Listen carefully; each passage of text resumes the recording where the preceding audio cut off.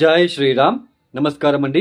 2025 July మాసంలో ద్వాదశ రాశి వాళ్ళ మాస ఫలితాంశాలు ఎలా ఉన్నాయో తెలుసుకుందాం. ముఖ్యంగా ఈ మాసంలో గ్రహ సంచారం చూసుకున్నట్లు కనుకైతే రాహు కుంభరాశిలో సంచారం, కేతు సింహరాశిలో సంచారం, శని మీనరాశిలో సంచారం చేస్తున్నారు. అయితే ఈ మాసం అంటే జూలై 13వ తేదీ నుంచి వాళ్ళు శనిగ్రహం వక్రించి సంచారాన్ని ప్రారంభం చేస్తున్నారు. గురువు మిథున రాశిలో సంచారం. అయితే గురువు అస్తంగతమయ్యారు. జూలై 9వ తేదీ తర్వాత అస్తంగత త్యాగం చేస్తున్నారు. ఇక శుక్రుడు ఈ మాసంలో వృషభ రాశిలో సంచారం చేస్తున్నారు. కుజుడు ఈ మాసంలో జూలై 27వ తేదీ వరకు మాత్రమే సింహరాశిలో సంచారం, తదుపరి కన్యా రాశిలో సంచారం చేస్తున్నారు. బుధుడు ఈ మాసంలో కర్కాటక రాశిలో సంచారం. తర్వాత సూర్యుడు జూలై 15వ తేదీ వరకు మాత్రమే ఆయన మిథున రాశిలో సంచారం, తదుపరి కర్కాటక రాశిలో సంచారం ప్రారంభం చేస్తున్నారు. ఈ ఏదైతే గ్రహ సంచారం ఉన్నదో ఈ గ్రహ సంచారం అనేది ఈ గ్రహ సంచారం నుంచి ప్రపంచవ్యాప్తంగా ప్రాపంచిక విషయంలో అంతగా బాగోలేదండి.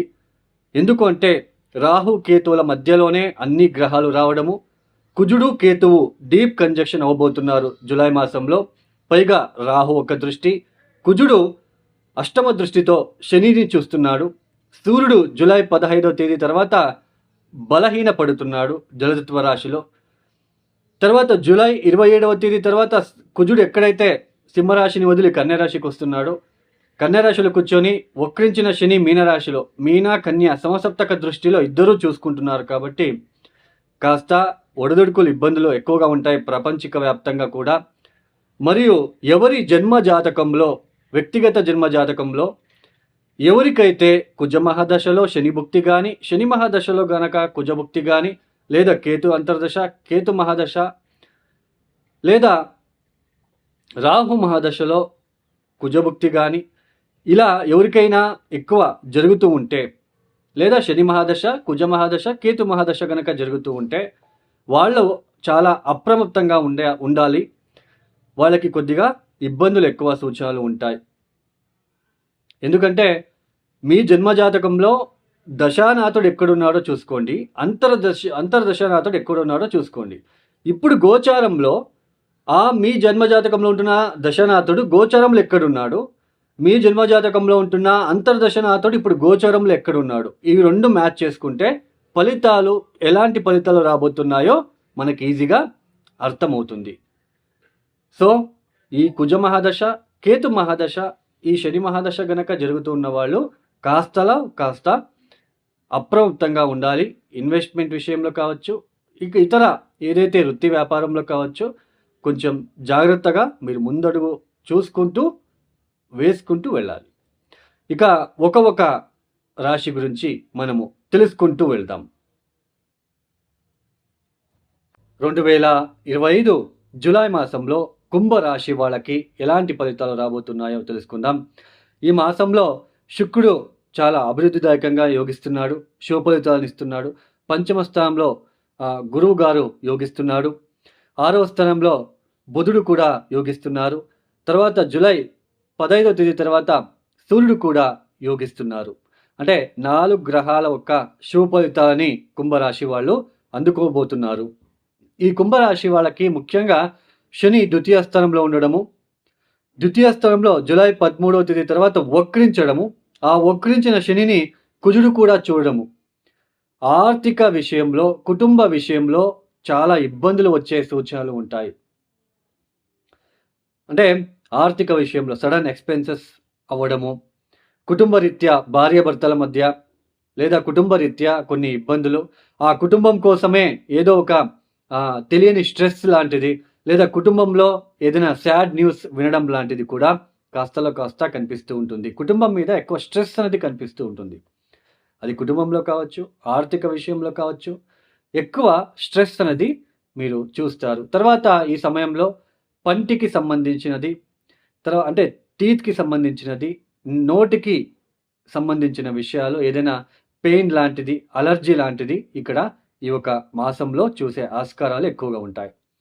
తర్వాత చతుర్థాధిపతి చతుర్థ స్థానంలో, శుక్రుడు చతుర్థ స్థానంలో, ఇల్లు రిపేర్ చేయించుకోవాలి అనుకున్న వాళ్ళకి, వెహికల్ కొనుగోలు చేయాలనుకున్న వాళ్ళకి ఇది మంచి సమయము. ఇది కొనుగోలు చేసే అవకాశాలు కూడా ఎక్కువగా కనిపిస్తూ ఉంటాయి.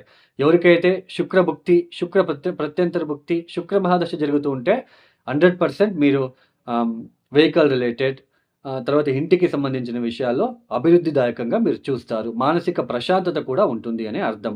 తల్లితో కూడా మంచి ఆహ్, ఆహ్, మంచిగా ఉండే ఆస్కారాలు, మంచి కాలాన్ని గడిపే ఆస్కారాలు కనిపిస్తూ ఉంటుంది. ఇక పంచమ స్థానంలో గురువుగారు ఉండడం అనేది సంతానం విషయంలో, సంతానం నుంచి కొంచెం లాభసాటిగా ఉండే ఆస్కారాలుంటాయి. సప్తమ స్థానంలో కుజ, కేతువులు గ్రహాల ఏదైతే కలయిక ఉందో, భార్యాభర్తల ఒక విషయంలో జాగ్రత్తగా ఉండండి. మీ భార్య లేదా మీ భర్త ఒక వాళ్ళ నుంచి దూకుడుతనం వాళ్ళు ప్రదర్శన చేస్తూ ఉంటారు మీ మీద.